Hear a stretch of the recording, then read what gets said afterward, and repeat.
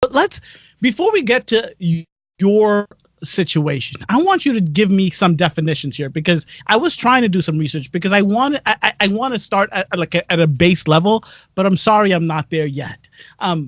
What is your definition of a tiny home? And does a tiny home need to be mobile? And what's the difference between an RV and a mobile home? And like just all of that stuff. If whatever you know, please help me and the people.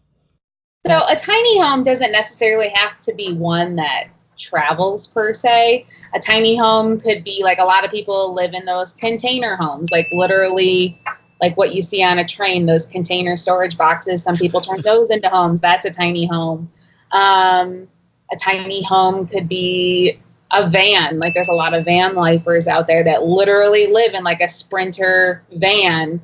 Then you have what's called a Class C, which is kind of like those typical ones that you see like in movies where you like rent the RV and go on a vacation. They're not huge, but they're enough to sleep in and travel in for the weekend. And then you have what we have is a fifth wheel. So we pull it on the back of our vehicle, and ours is about 37 foot long.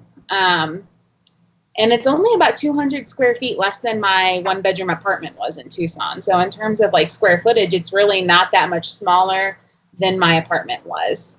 And then there's also what's called a Class A, which is a motor home, which is the one that you physically drive. And those are the big, long ones that you see. So that's the difference. Okay. And remind me, what's the name of the one that you have? We have a fifth wheel. You have the fifth wheel. Okay. And is that was that the goal, or are you working up to something? Or is that what you wanted? Was that the plan, or is that just something in between? Yep, that's what we wanted. We wanted a fifth wheel, one that you pull on the back of the truck and it stays stationary once you remove it from your vehicle. That way we can then take our vehicle and go exploring the area that we're in.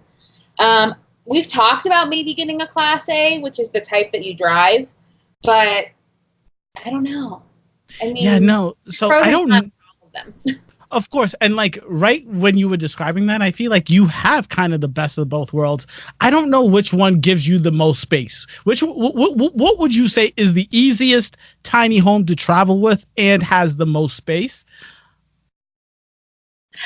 Or are they all different? Well, they're all different, but in terms of physical space, a fifth wheel and a Class A motorhome are going to give you the most. And ours isn't even as big as you can go. There's some that are literally 60 feet long, which is huge. They're huge. And then ours like has a ton of underbelly storage. So it's not like we're depriving ourselves. I mean, we're definitely living minimally compared to like owning a sticks and bricks home, but there's still a lot of storage space. Like our underneath storage, he has like all his tools and God knows what to tinker with underneath here.